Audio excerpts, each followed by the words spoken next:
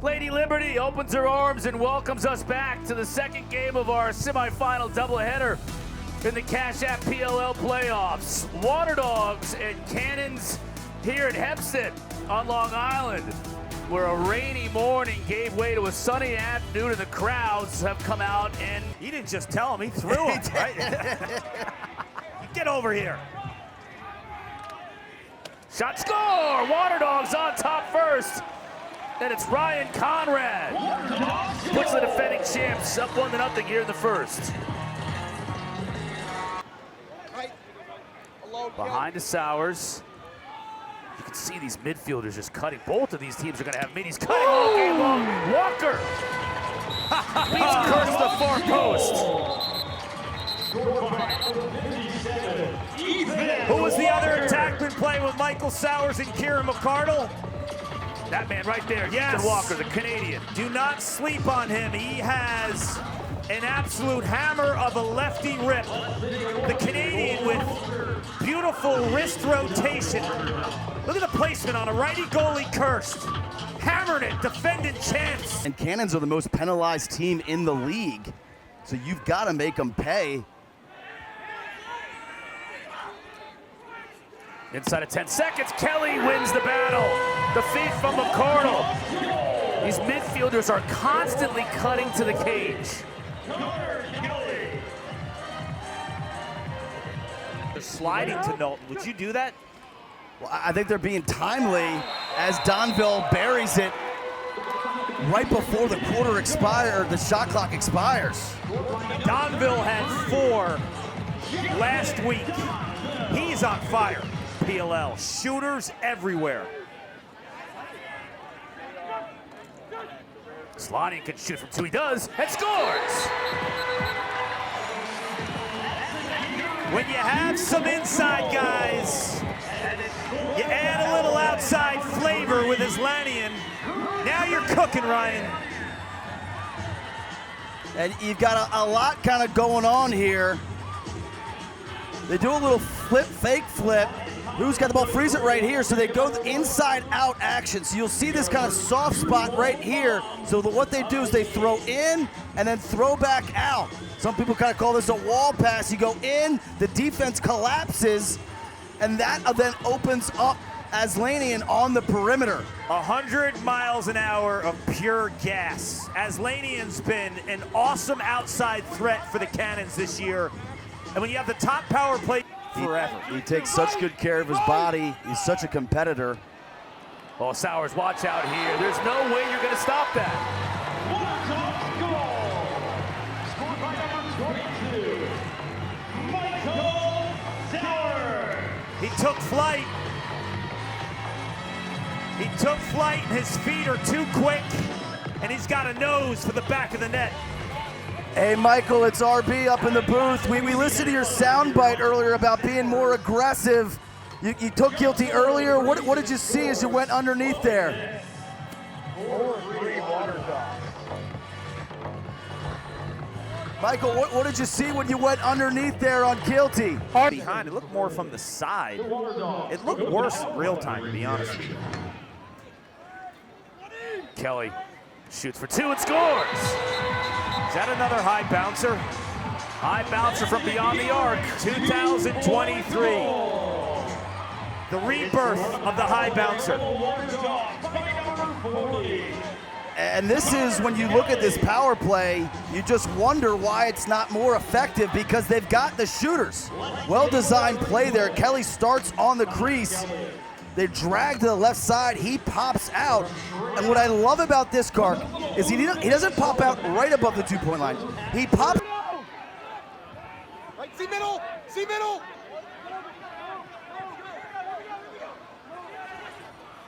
Walker, bouncer.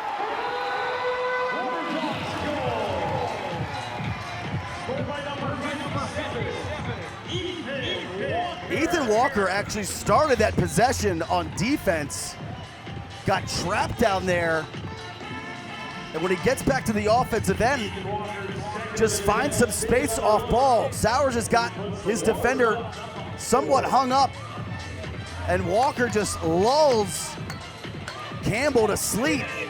Look where he catches this ball. He catches it in the air and shoots in the air. He doesn't catch it, have to take another couple steps, because if he does, his angle's toast. Head dodges. Correct. Oh! Beautiful play. He got Ethan that Rowe. same check on Connor Kelly weeks ago. Same exact check on the same player. Horse hooked him. Good catch, Holman. Behind the back. And finished off by Asher Nolting.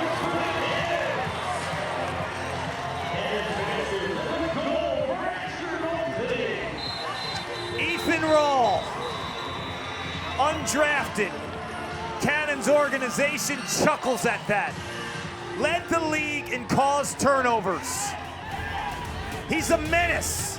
He's a nuisance to deal with, and he's instant offense. Defense to offense. Finished the beautiful behind the back feed by Holman. A ton of pump fakes, but we might be looking at a challenge here. Look at the feet. Look at the feet. Might Does be he a go challenge. in? Offense, number one transition defense.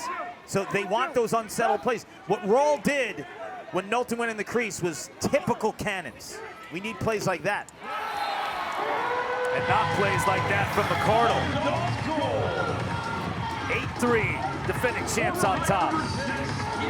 He uses his body here, and when you scout Kieran McCardle, the first thing you think about is a topside lefty dodger. So they don't want him getting the top side here. There's so much of a play to stop that angle that he reverses field and goes with his right. Yeah, and young players watch it when he rolls. He times it right with that check. So Wayne comes down with that wrap check, and McCardle just takes this check, and watch, he's just gonna roll right with it. And when he does that, Wayne loses all in this game than they have all season long. They don't really know what to do. That guy knows what to do.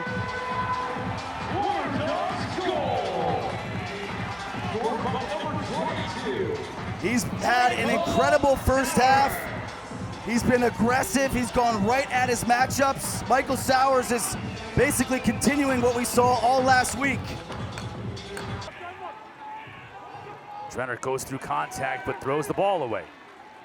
And the Waterdogs continue to support defensively whenever Asher Knowlton goes to the cage. D-Mitty scoring too, man. Charlie Hayes, everything's working for the Dogs right now.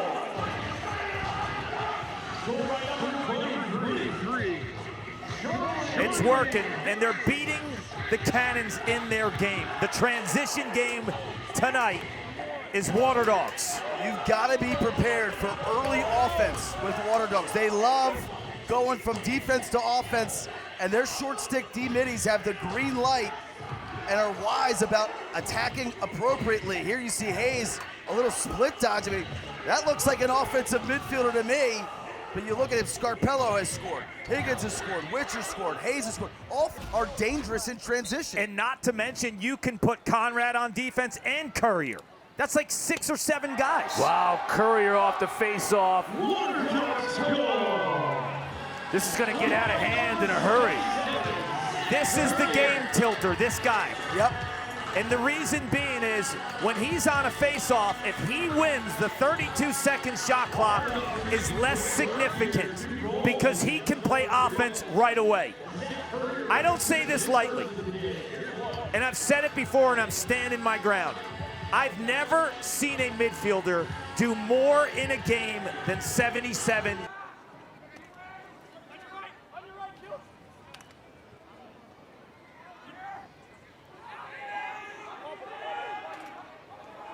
Under 10 to shoot for Kelly. Raw comes over for help, but he gets free and scores. Boyle, this is sweet, man.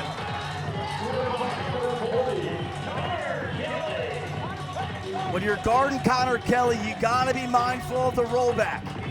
And so often when he's dodging, you can hear the goalie yell, no rollback, no rollback. This is why. He drives you underneath, and Goodrich hooks him, and Kelly just rolls with that. Yeah, he uses that hook to his advantage. Gives him the momentum to roll back here. We saw Kieran McCardle find pay dirt by... McCardle forced behind the cage. Beautiful cutter and a goal by Walker. Second time tonight we've seen him catch it in the air and shoot it before he comes down. The last time out. It was a player-led huddle, and it was number 40, Jack Keelty, who spoke up, Defender of the Year nominee. He said, we got to play with some pride, get in their hands. So not doing that, letting Sowers get free. Well, that's another great individual effort by Michael Sowers. He is in prime playoff form right now with the championships looming in 2 weeks. And this is all about the Waterdogs sharing the rock. Jack Hanna goes underneath, frees it right here. This is where you get the double team. And Hanna's just going to simply move the ball forward. And there is no second slide. Any of these guys over here, one of them has got to slide to Sowers and support on this initial rotation. Everybody's so concerned with the backside. So once Keelty shows, Sowers is like, wait, there's nobody there. I'm going airborne. Yeah, and it's the fight as well as any player in the league. And you know, you compared Asher Nolting to Magic Johnson earlier. He's like Clyde Drexler. Remember Drexler would have that extra gear, he could almost jump and then jump a little bit higher while in the air. That's what Sowers does.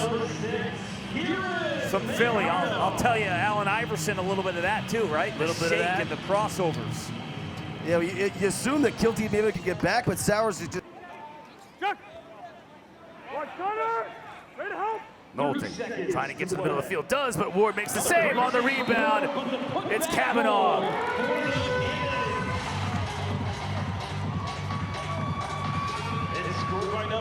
Nolting has had trouble all evening finding the gut part. What's that? I don't know. I like it though. I don't know. Courier. Oh, what a shot! Paul, he's showing the entire repertoire tonight. This is what, the third airborne goal we've seen today. And the length. Courier seen Walker do it a couple times, not to be outdone. He shows off his jumps. Michael, it's Clark in the booth. We're watching Zach Courier. How would you describe his presence on a lacrosse field? I mean, he does everything. You guys see it up there. Not anything he can't do on the lacrosse field. What is it with the Waterdogs? Peak. Kavanaugh, though, down 12. No quitting him ever. That's got to be a flag. Now we get one. He just punched Burns, too. Kavanaugh. They'll wave it off as Asher scores.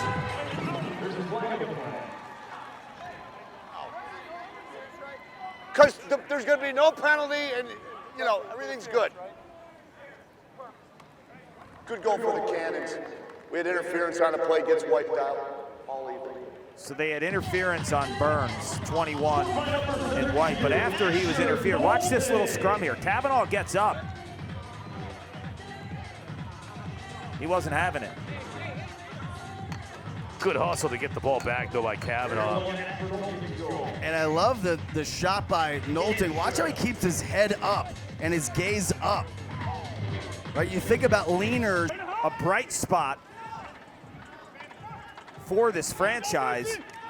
Let him know in the offseason he's the guy. Yeah, I think you're spot on there, Clark. Holman with a goal. Deficit now 10. This is an interesting release point by Marcus Holman. You rarely see him shoot low to low. He's normally a three-quarter overhand type of hammer where he loves to shoot the ball high or low from that release point.